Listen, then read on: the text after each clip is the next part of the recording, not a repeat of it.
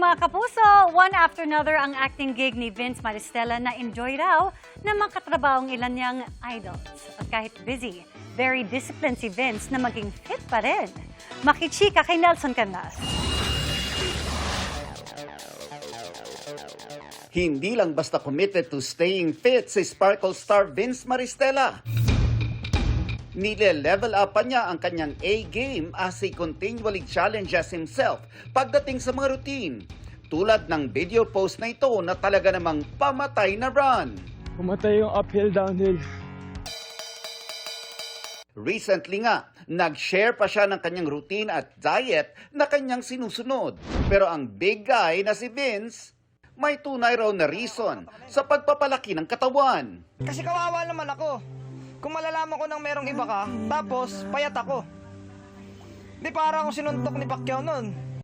Kidding aside, talaga namang nakakahanga ang disiplina ni Vince na bitbit niya maging sa kanyang trabaho bilang artista.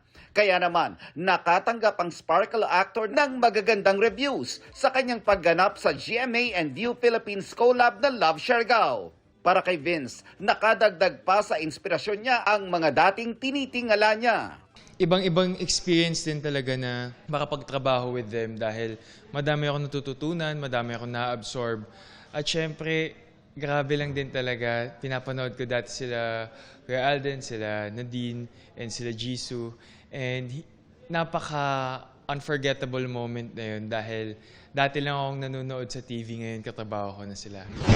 Mapapanood din soon si Vince sa upcoming family comedy drama series na Delivery Boy, kung saan makakasama niya ang kanyang mga kaibigan sa bahay ni Kuya na sina Will Ashley at Mika Salamanca. First time ko actually gumawa ng isang comedy show and sobrang excited ako dahil ang dami nga din sa internet na alam mo yung mga funny moments ko, ang dami lumalabas. Pero isa yun sa mga motivation ko din na galingan palalo. Wala ako sa comfort zone ko na nasa drama ako, ganyan. Kasi for the past few shows, drama lagi yung napupunta sa akin. And ayun, sobrang thankful lang din ako sa opportunity na to.